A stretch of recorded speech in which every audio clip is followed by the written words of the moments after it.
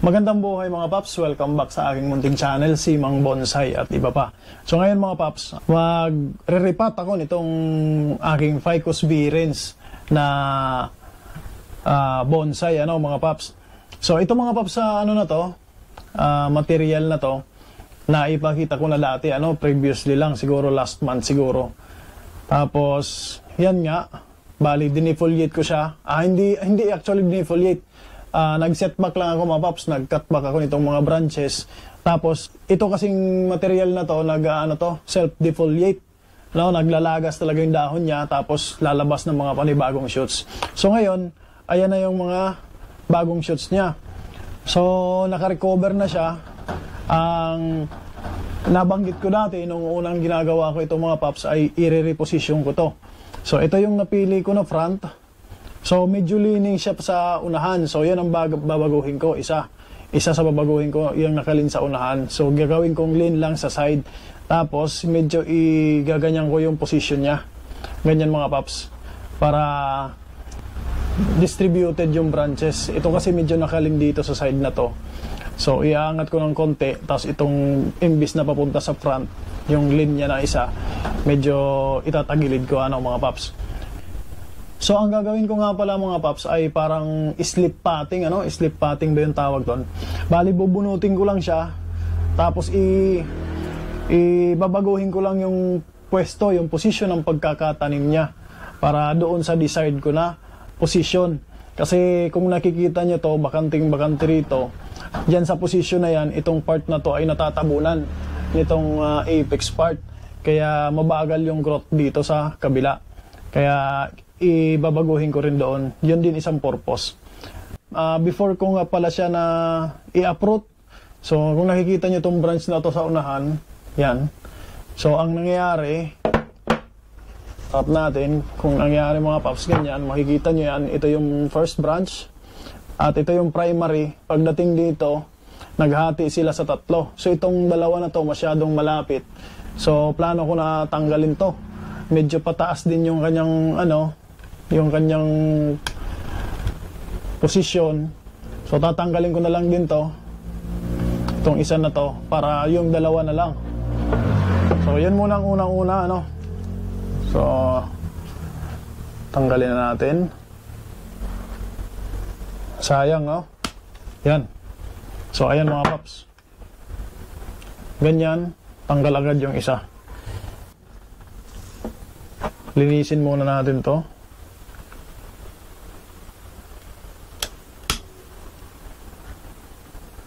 Yan. So yan na lang yung natira. So later, kung makikita mo yan, may mga bago siyang shoots dyan, i-atras ko naman to para mas compact yung kanyang branching dyan sa branch na yan. So ngayon mga paps, itong ibang branches, hindi ko muna gagalawin yan, hayaan ko muna siya na mag-wild bago naman ako susunod mag-select. So hayaan ko lang muna siya dyan. I-uproot ko na muna siya. So tatanggalin ko lang saglit itong guy wire. So medyo nahila na rin naman yung branch dito na isa, kaya hindi na siya gumagalaw. Ayan. Tanggal muna ng guy wire.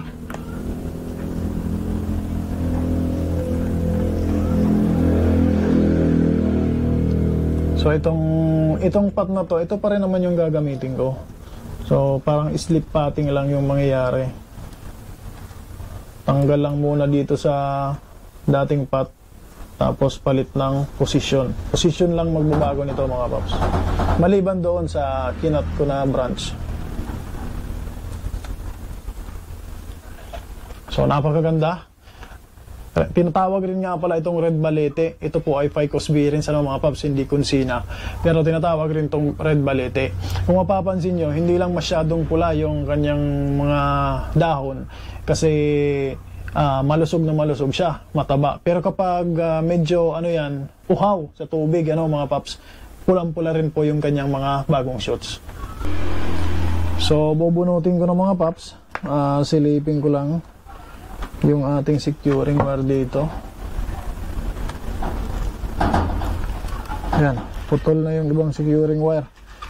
So puputulin na rin natin tong isa pa.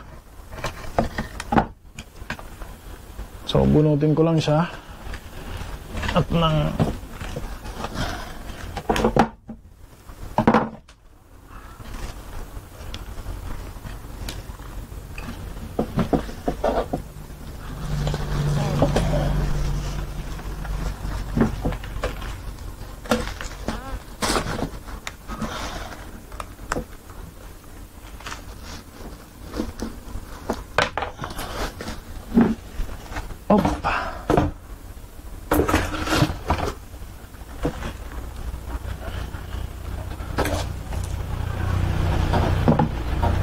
lagay lang natin dito mga paps para hindi magkalat yung lupa.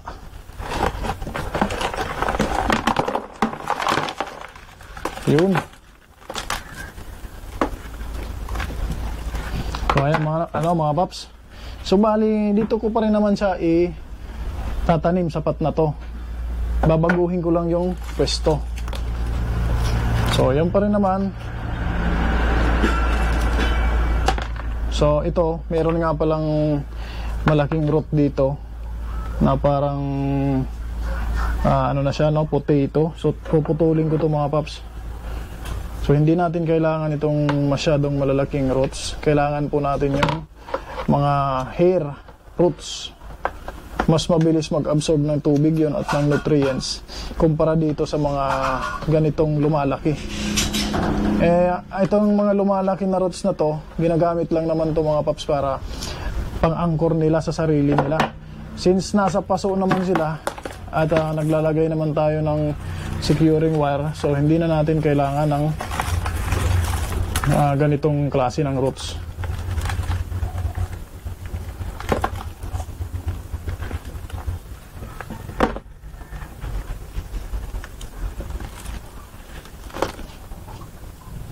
Ayan. Puputol tayo mga paps ng ng konting roots. Yung mga nakalaylay na yan, tatanggalin natin yan.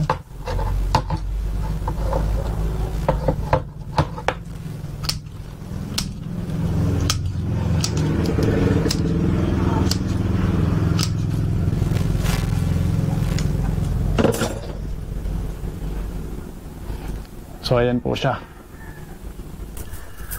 So ayan po mga paps, dahil na tanggal natin yung previous na securing wire, maglalagay po ako ng panibago para secured yung ating material. Kahit magalaw man siya ng mga external forces, so okay pa rin siya. So dalawang wire yung ilalagay ko na parehas ang haba.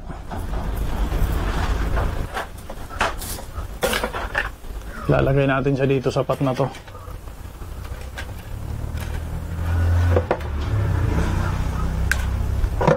Para naman kahit may malakas na hangin, walang problema, no? Kasi yung habagat ngayon mga paps, ang lakas ng habagat ngayon.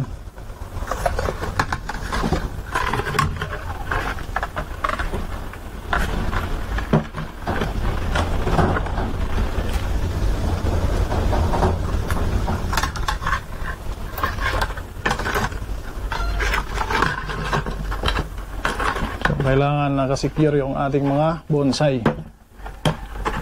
So ayan mga paps, meron akong dalawang wire dito.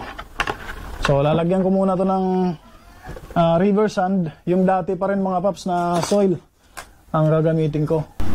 So ito po mga paps, at nalagyan ko na nga ng river sand. So river sand lang po ito, tapos yung binasag na clay pot, yung tulad yan mga paps, pinaghalo ko lang. Wala na akong pumice, kaya hindi ko na nalagyan. Hindi ko na rin nga pala nilagyan ng screen yung drainage niya kasi maliliit naman yung drainage. So no problem, hindi naman mauubos yung ating soil doon. So purong river sand, tapos may konting clay pot. So ito mga paps, at susukatin na natin. So ayan, kanina medyo nakalimpa unahan, tapos nakaganyan, no? Ngayon medyo ititingala ko na siya mga paps. Ayan, yan yung napili ko na forma. So, titingnan ko muna sa harap.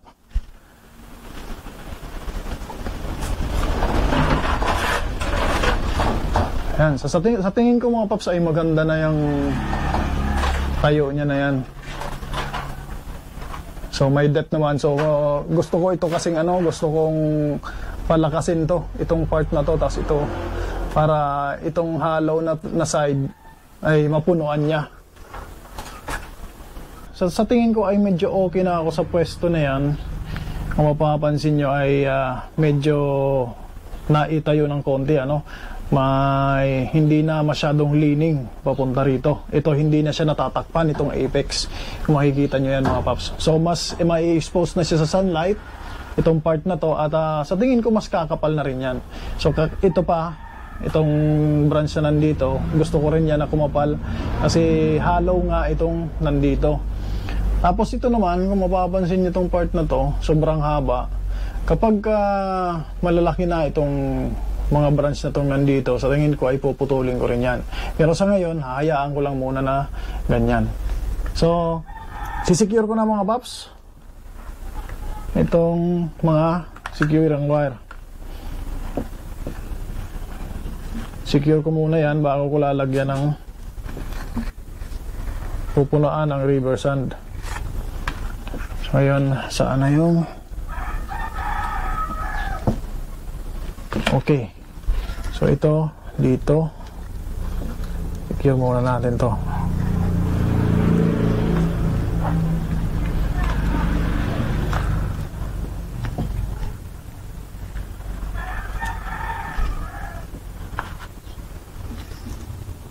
Sa pag-secure mga paps, itong securing wire para mahigpit, hilahin lang natin ng konti yan, tapos pihit para mahigpit siya.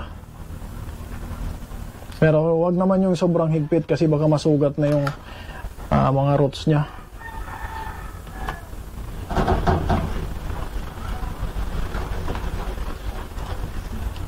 So yan, tingin ko okay na yan mga paps.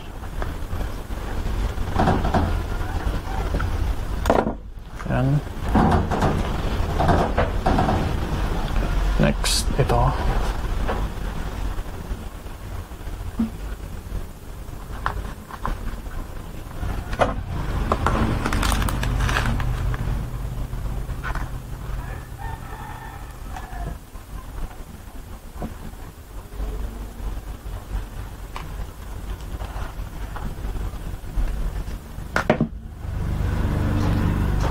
So hila, tapos pihit para tumisa.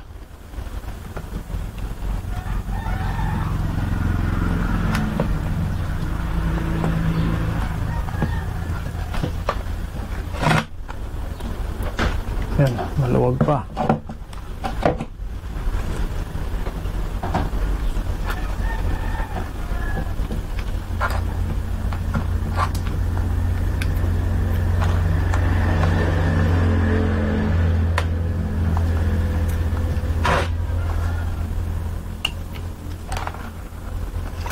Ayan.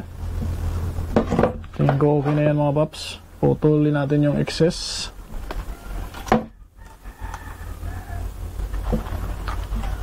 So ayan, tingnan muna ulit natin.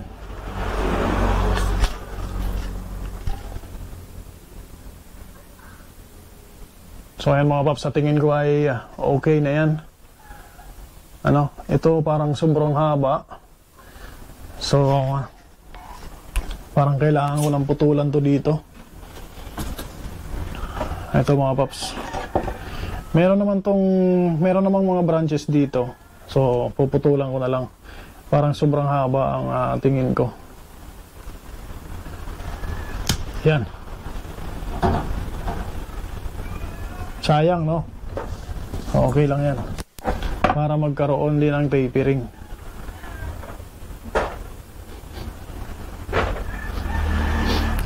So yun. So yun mga paps, pipilipan ko na itong river sand, itong kanyang pot. So, kung hindi ako nagkakamali mga paps, ano, ang tawag sa ganitong klase ng repotting ay slip potting. So, pakicorrect po ako mga paps kung mali. Pero yun sa tingin ko, yun, slip potting.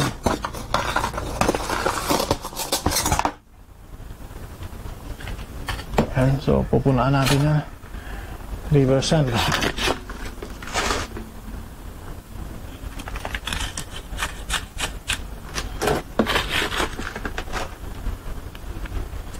So mabilis naman po ito makarecover, at saka isang ginagawa ko para mabilis siyang makarecover ay hindi ko po dinidefoliate. So, sa mga ficus, hindi ako masyadong nagdi-defoliate.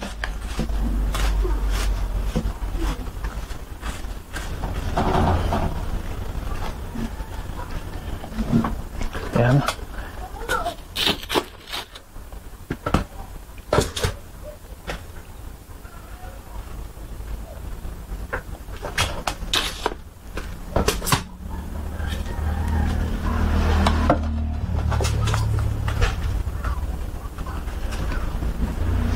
So ayan po mga paps, sa tingin ko ay okay na yan.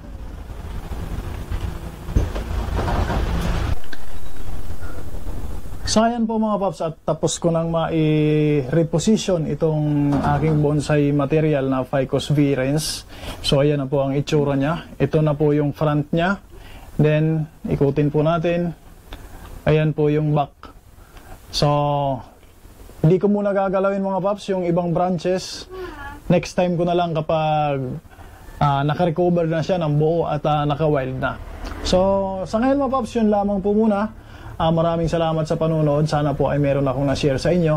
At kung hindi pa po kayo nakapag-subscribe, sa muli po ay iimbitahan ko kayo na mag-subscribe. Click nyo na rin yung notification bell at share nyo na rin mga paps para makarating pa doon sa mga nais mag-bonsai at sa mga beginner na katulad ko. Yun lamang po. Once again, magandang buhay at happy bonsai.